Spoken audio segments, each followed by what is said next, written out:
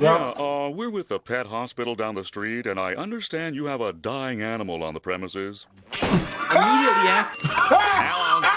What it is, guys? It's your boy Blastphamoushd. And today we are here to check out a video a lot of you guys have sent to me called simply SpongeBob Conspiracy #1, the Squilliam Theory. Now I grew up watching SpongeBob SquarePants. Hell, I still watch it till this goddamn day. With that being said, I am all up in this hole, and I'm not using any contraceptive. So if you guys don't watch the original video, the link is in the description down below me. Squilliam tentacles. Fancy son. Squilliam fancy son. Squilliam fancy son. Squilliam Fancy Son III is Squidward's rival from high school band class. So, I just took my private yacht across my private lake to my private heliport. He's more wealthy, popular, and talented than Squidward, and he always rubs it in his face. That's right. I'm living your dreams, Squidward. Oh, No. just succeeding in everything you failed in. Bruh, I couldn't imagine having to be around somebody like this all the time. God, geez, just rubbing it in. I intend to prove that he's a fraud, using his wealth to make himself seem more popular and talented than he actually is. He goes to ridiculously extreme and expensive lengths to humiliate Squidward and show his superiority, and I'm gonna prove it. SpongeBob is one of my favorite shows from my childhood. Even going back now and rewatching the old ones, it still holds up. You might think, it's just a kid's show, there's no continuity, there's nothing worth theorizing about, but the show constantly brings back characters and references to previous episodes, and if you look closely, you can connect the dots and find some very interesting stories. And today, I'm going to prove that Squilliam Fancy Son III is a manipulative fraud. Evidence number 1, the pet hospital. We first meet Squilliam in Season 2, Episode 15, Band Geeks. The episode opens with Squidward playing the clarinet and getting a knock on the door. Is this the one where they said that they got a call that there was a dying animal on the premises? Bro, that's... Yep, he's in that mask off. Percocet, Miley Percocet, Percocet. Yeah, we're with the pet hospital down the street, and I understand you have a dying animal on the premises. Immediately after, Squidward gets a call from school. Hello, you've reached the house of unrecognized. He cooked his ass, man! Oh, yeah. Please start after that. Sounds as though you've got a dying animal to attend to, eh, old chum? I believe that not only was Squilliam spying on Squidward to know when he was playing his clarinet, but he also hired the doctor to come and embarrass Squidward. Yeah, we're with the pet hospital down the street. Pet hospital down the street. We have never seen a pet hospital in Bikini Bottom. We've only ever seen just the regular Bikini Bottom hospital. We've seen this purple doctorfish before, but once again, he's never worked at a pet hospital. We've only ever seen him at the regular general hospital. Well, Mr. SquarePants, it seems you have Maybe homie got a second job. COVID season, everybody need money. sons. Are you ready for your treatment? Then there's this green fish behind him, and we've only ever seen him as one of the many identical paramedics that work at the Bikini Bottom Hospital. We even see him at the end of the episode to take Squilliam away after fainting. So it is very likely that Squilliam hired these two and told them to pretend like they're from a pet hospital just to humiliate Squidward. But this is just the start of Squilliam's elaborate lies. Evidence number 2, the Bubble Bowl. Look, before we continue, I'm just gonna say, Alex Bale, this is top notch. Keep doing these. This is fire. I love this. In the same episode, Squilliam also says, I'm the leader of a big fancy band now, and we're supposed to play the Bubble Bowl next week. The problem is, I'm busy next week and can't make it, so I was hoping you and your band could cover for us. but we've never seen Squilliam's band before, and despite claiming he's too busy to make it to the Bubble Bowl, he still shows up at the end to watch Squidward's band. So both his excuse and probably his band were made up to pressure Squidward into humiliating himself at the Bubble Bowl. Evidence number 3, Squilliam's friends. Damn! In Season 3, Episode 8, Squilliam returns. Squidward leaves for work and conveniently bumps into Squilliam and all of his fancy friends, despite Squilliam not seeming like the kind of guy that would come near the Krusty Krab. He and his friends make fun of Squidward for working as a cashier. Hold it! Don't tell me! You're a cashier! Don't lie. Lying always makes it worse. But I believe that this encounter was planned out by Squilliam in advance, and he hired all of those people to pretend to be his friends. Take a look at Squalliam's friends. They're all nicely dressed. You kind of get the sense that they're fancy, high-status members of Bikini Bottom, but they aren't. This is more like what the fancy rich people in Bikini Bottom look like. These are just some regular Bikini Bottom citizens. Most of them usually don't even wear nice clothes like this. And most of them are regulars at the Krusty Krab and would already know Squidward is the cashier. My daddy doesn't have enough slime! These are not the type of people Squilliam would hang out with. I mean, why would Squilliam be hanging out with one of Pearl's teenage friends? At the end of the episode, Squilliam even admits to his whole life being fake. I made everything up about my life. I have no yachts, jets, or anything. I was only trying to impress you. And then, of course, he quickly says he's just kidding. Is that true? Of course not! I'm filthy stinking rich! But was he kidding? Yeah, he wasn't kidding. I've had people do this to me in real life all the time. Just had a female do this to me, what, 2 days ago? Bruh, these females, man, they be out of pocket, bruh. Female literally showed up just for the back shots, but tries to pepper in about, oh man, no, I've got all this. You know, I'm just always over here because I'm doing better than you, but I'm always here. It's hilarious, man. She keeps trying to convince me that, oh, she's got better dudes and shit. I'm like, why do you, but you've been fucking for 6 years now, though. Like, bro, y'all know the female try to do that? Show up for sex and then try to convince you that they don't even want to have sex with you? It's a whole power thing, bro. No, I don't even care about sex. I don't care about, it always be the chicks that squirt the hardest too. It's always like, oh no, I don't even care about sex. Sex doesn't even, I don't even care. I just, you know?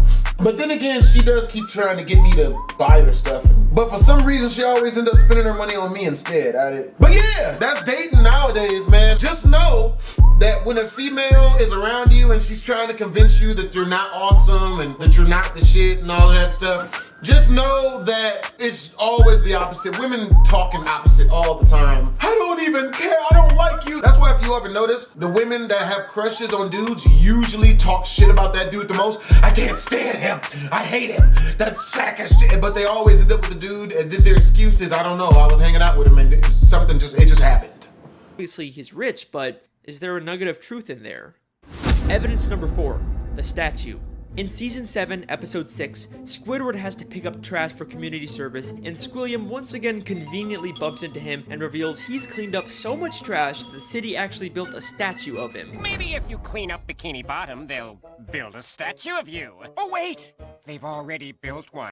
Of me! I cleaned up all of Bikini Bottom in only 1 week. I believe that once again, this encounter was staged by Squilliam, and he actually paid to get that statue built. As Squilliam tells Squidward about the statue, a female fish admires it and says, "Bless you, Squilliam Fancy Sim. Bless you." But if you remember, this is one of those friends Squilliam liked. Bro, I love how Alex Bale is snitching on Squilliam so bad, yo. Hey, this just goes to show you, bro. You can do anything. You can look like anybody if you got money. Her whole comment feel very fake. By the end of the episode, Squilliam's statue gets destroyed. A police officer approaches and they have this exchange. This is your statue? It was. Squilliam admits that it's his statue, not the city's. And why else would the officer give him specifically a ticket if it was city property? Evidence number 5, the concert. In Season 6, Episode 17, Squidward watches Squilliam play the clarinet at a big fancy concert. He receives a standing ovation, causing Squidward to leave angrily. But I believe this entire concert is a scam. Not only has the audience been paid to cheer, but Squilliam never even touches his instrument.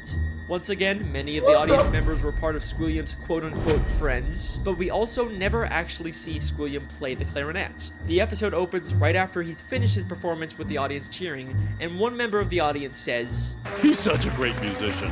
He doesn't even have to touch an instrument to be brilliant. Maybe the real reason Squidward leaves so angrily is because the audience cheered for Squilliam even though he never even touched his clarinet. Maybe Squilliam is just as bad as Squidward at the clarinet and he's trying to hide it. Squilliam has gone to some pretty extreme lengths just to humiliate Squidward, but nothing, and I mean nothing, compares to what he does next.